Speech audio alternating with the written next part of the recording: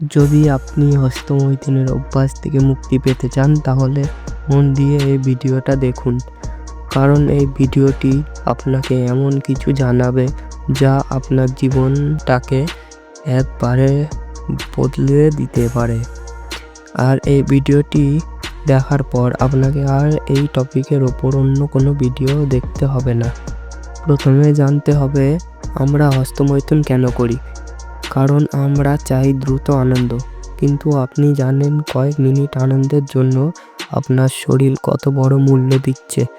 সব থেকে বড় সমস্যা হলো প্রতিবার করার পর কিছু সময়ের জন্য মনে হয় সব ঠিক আছে, কিন্তু কিছুক্ষণ পর আপনার আফসোস বোধ হয়।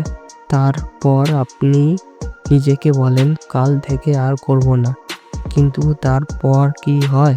2 দিন 4 দিন 7 দিন হয়ে যায়, তারপর হঠাৎ কোনো এক নোংরা ছবি বা ভিডিও চলে এলে আবার করে ফেলেন। কিন্তু আপনি কি জানেন এই অভ্যাস আপনাকে শেষ করে দিচ্ছে?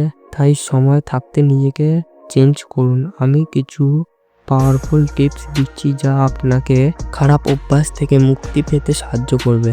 আমি আপনাকে 5টি টিপস জানাবো যা আপনাকে পুরোপুরি হস্তমৈথুনের অভ্যাস থেকে মুক্ত করে দেবে। তো এবার আসি প্রথম টিপসে। নাম্বার 1, যদি সত্যি আপনি খারাপ অভ্যাস থেকে বের হতে চান তাহলে আপনার ফোনে যে সমস্ত মানুষকে আপনি ফলো করে রেখেছেন যারা নোংরা ছবি বা ভিডিও পোস্ট করে তাদেরকে ব্লক করুন, না হলে আবার সেই নোংরা ছবি বা ভিডিও দেখে আপনি উত্তেজিত হবেন আর সেই ভুল কাজটি আবার করে ফেলবেন।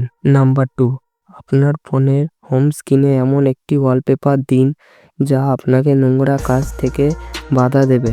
এই ছোট্ট একটি জিনিস আপনাকে পজিটিভ দিকে রাখবে। নাম্বার 3, জাঙ্ক ফুড পুরোপুরি বাদ দিন, কারণ আপনার শরীর যত ফিট থাকবে তত আপনার খারাপ কাজের দিকে মন যাবে না।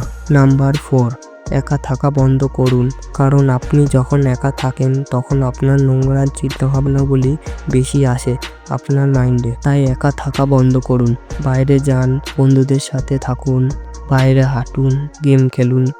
এইসব ছোট্ট একটি চেঞ্জ আপনার খারাপ চিন্তা ভাবনাকে দূরে রাখবে। নাম্বার 5, বাথরুমে ফোন নিয়ে যাবেন না। 90% মানুষ এই ভুলটা করেন। যতবার আপনি ফোন নিয়ে যাবেন ততবার আপনার এই খারাপ চিন্তা ভাবনাটি আসবেই। তাই বাথরুমে ফোন নিয়ে যাওয়া বন্ধ করুন।